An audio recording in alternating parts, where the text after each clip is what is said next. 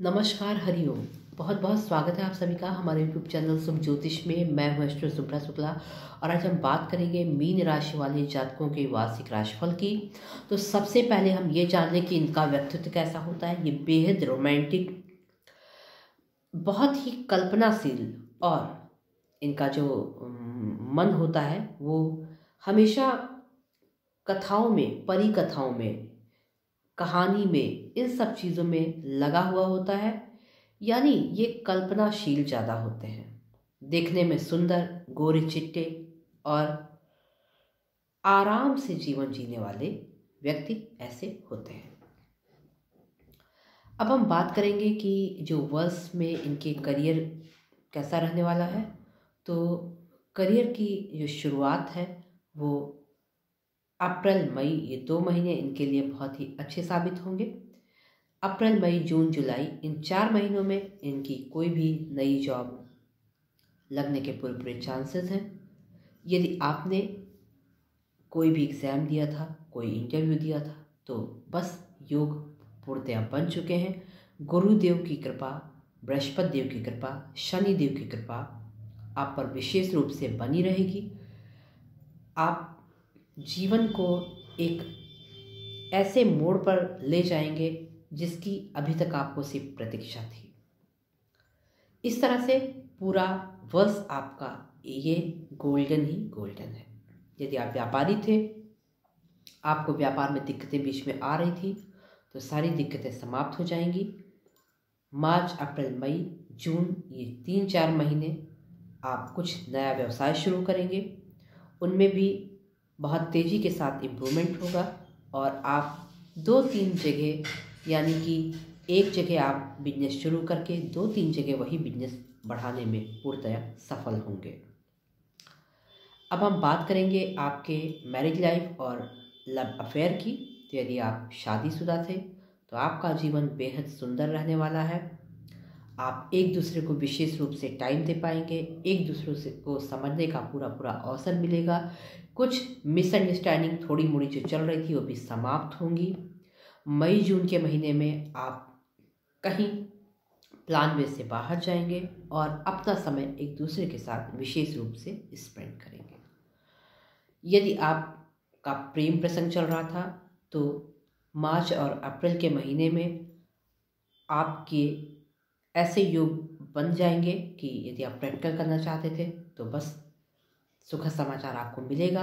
आप एक step engagement जैसे कर सकते हैं। और यदि आपके प्रेम प्रसंग में मनमुटाव चल रहा था वो भी आपका अप्रैल के महीने में समाप्त हो जाएगा। कुछ चीज़ों का मैं बार बार कहती हूँ, ध्यान रखें कि प्रेम जैसी चीज़ बहुत ही पवित्र होती है। उनमें शक करना, एक दूसरे से तू मैं करना, इन सब चीज़ों से दूर रहने का प्रयास करें तो लाइफ में कोई भी ऐसी दिक्कतें नहीं आती हैं। अब यदि हम हेल्थ की बात करें तो हेल्थ के लिए जून जुलाई 2 महीने में थोड़ा सा सावधान रहें। वाहन यदि आप खुद चलाते हैं तो वाहन बहुत आराम से चलाएं, भीड़ भाड़ में आराम से निकलें। चोट चपेट लगने के थोड़े थोड़े चांसेस बने हुए हैं, इसलिए अपनी सुरक्षा स्वयं करें और भीड़ भाड़ और तमाम चीज़ों से ऐसे दूर रहें। हेल्थ में पेट से रिलेटेड प्रॉब्लम थोड़ी सी हो सकती है, खान पान पर विशेष ध्यान रखें। यदि हम छोटी छोटी चीज़ों का ध्यान रखते हैं तो हमेशा हम बड़ी समस्याओं से भी निपटारा पा जाते हैं। अब हम ये बात करेंगे कि पूरे वर्ष में पॉजिटिव क्या है और नेगेटिव क्या है। तो पॉजिटिव ये है कि देव गुरु बृहस्पति देव की कृपा आप पर विशेष बनी रहेगी। यानी यदि आपको संतान नहीं थे तो संतान प्राप्त होंगे।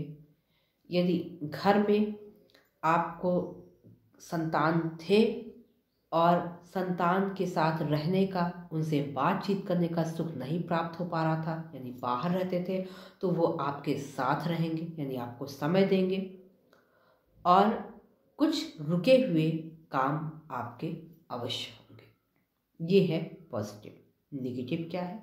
नेगेटिव कुछ खास नहीं है, थोड़ा सा बस इतना है कि जुलाई अगस्त सितंबर, इन 3 महीनों में अपनी कीमती चीज़ें ठीक ठाक से रखें और घर से लेके बाहर तक किसी पर ज़रूरत से ज़्यादा विश्वास ना करें। इन सब चीज़ों का विशेष ध्यान रखेंगे तो बाकी कोई भी नेगेटिविटी मुझे नहीं दिखाई दे रही है। पूरा वर्ष हमारा खुशियों से भरा रहे, इसके लिए हमें क्या करना चाहिए? आपका स्वामी बृहस्पति है। आप हर बृहस्पतिवार भगवान विष्णु यानी केले के पेड़ के नीचे एक घी का दीपक जलाइए। थोड़ा सा हल्दी केले की जड़ में चढ़ाइए और बृहस्पतिवार के दिन केले, चने की दाल, बेसन का लड्डू, इन सब चीज़ों का दान अवश्य करिए। यदि आपके विवाह में विलंब हो रहा है, आपको संतान नहीं है और तमाम चीज़ें, यदि बहुत ढेर सारे काम आपके होते होते नहीं हो पा रहे हैं। साथ ही साथ एक हल्दी की गांठ आप पीले कपड़े में कवर करके अपने बाजू या गले में धारण कर सकते हैं और एक पुखराज या टोपाज फर्स्ट फिंगर में आप गोल्ड में कन्वर्ट करा के आप धारण कर सकते हैं। इससे विशेष रूप से आपको राहत मिलेगी। विष्णु चालीसा का पाठ भी आप कर सकते हैं।